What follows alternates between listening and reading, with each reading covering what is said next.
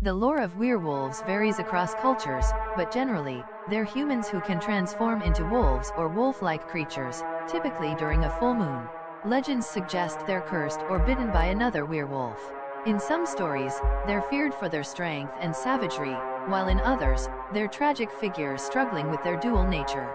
Werewolf lore has been explored in folklore, literature, and modern media, evolving over time with each new interpretation. In folklore, a werewolf from Old English werewolf man-wolf, or occasionally lycanthropy, from ancient Greek lambda upsilon kappa nu theta rho omega pi omicron, lycanthropo, wolf-human, is an individual who can shapeshift into a wolf, or, especially in modern film, a therianthropic hybrid wolf-like creature, either purposely or after being placed under a curse or affliction, often a bite or the occasional scratch from another werewolf. With the transformations occurring on the night of a full moon, see early sources for belief in this ability or affliction, called lycanthropy dr. Petronius, 27-66, and Gervase of Tilbury, 1150-1228. The persecution of werewolves and the associated folklore is an integral part of the witch hunt phenomenon, albeit a marginal one, accusations of lycanthropy being involved in only a small fraction of witchcraft trials. During the early period, accusations of lycanthropy, transformation into a wolf, were mixed with accusations of wolf riding or wolf charming.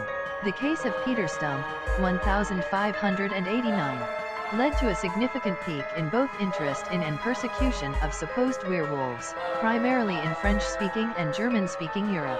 The phenomenon persisted longest in Bavaria and Austria, with persecution of wolf charmers recorded until well after 1650, the final cases taking place in the early 18th century in Carinthia and Styria. After the end of the witch trials, the werewolf became of interest in folklore studies and in the emerging Gothic horror genre. Werewolf fiction as a genre has pre-modern precedents in medieval romances, e.g. Bisclavret and Guillaume de Palerme, and developed in the 18th century out of the semi-fictional chapbook tradition. The trappings of horror literature in the 20th century became part of the horror and fantasy genre of modern popular culture. The European motif of the devilish werewolf devouring human flesh harks back to a common development during the Middle Ages in the context of Christianity. Although stories of humans turning into wolves take their roots in earlier pre-Christian beliefs 1617, their underlying common origin can be traced back to Proto-Indo-European mythology, where lycanthropy is reconstructed as an aspect of the initiation of the Koryos warrior class, which may have included a cult focused on dogs and wolves identified with an age grade of young, unmarried warriors. For the standard comparative overview of this aspect of Indo-European mythology is McCone, 1987. 18. A few references to men changing into wolves are found in ancient Greek literature and folklore. Herodotus, in his Histories 19, wrote that according to what the Scythians and the Greeks settled in Scythia told him, the Neuri, which was a tribe to the northeast of Scythia, were all transformed into wolves once every year for several days, and then changed back to their human shape.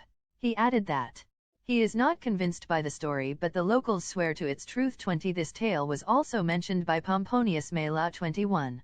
In the 2nd century BC, the Greek geographer Pausanias related the story of King Lycon of Arcadia, who was transformed into a wolf because he had sacrificed a child in the altar of Zeus. Lysias 22. In the version of the legend told by Ovid in his Metamorphoses 23, when Zeus visits Lycon disguised as a common man, Lycon wants to test if he is really a god.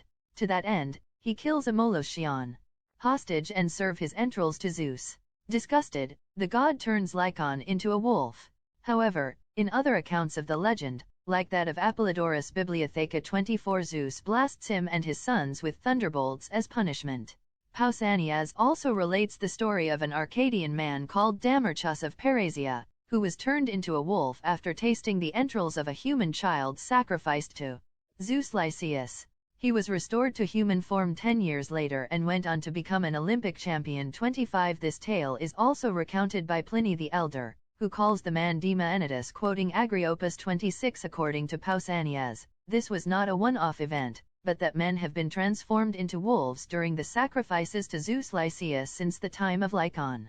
If they abstain of tasting human flesh while being wolves, they would be restored to human form 9 years later. But if they do not abstain, they will remain wolves forever. 22. Lycos, lambda kappa omicron, of Athens was a wolf-shaped her, whose shrine stood by the jury court, and the first jurors were named after him.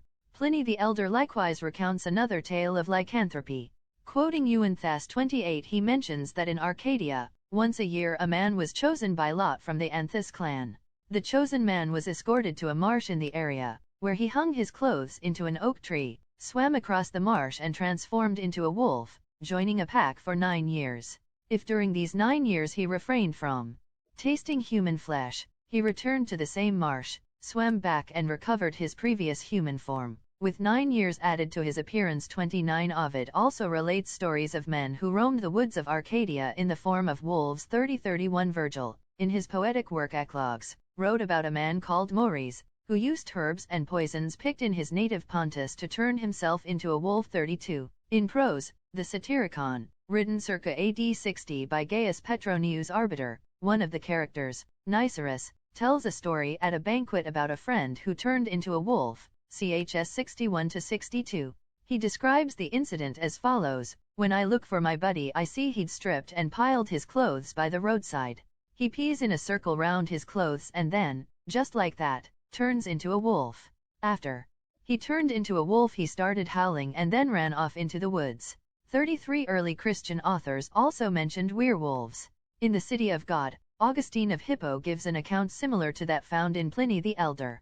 Augustine explains that it is very generally believed that by certain witches' spells men may be turned into wolves. 34 Physical metamorphosis was also mentioned in the Capitulatum Episcopi, attributed to the Council of Ancyra in the 4th century, which became the Church's doctrinal text in relation to magic, witches, and transformations such as those of werewolves. 35 The Capitulatum Episcopi states that whoever believes that anything can be transformed into another species or likeness, except by God himself, is beyond doubt an infidel. 35.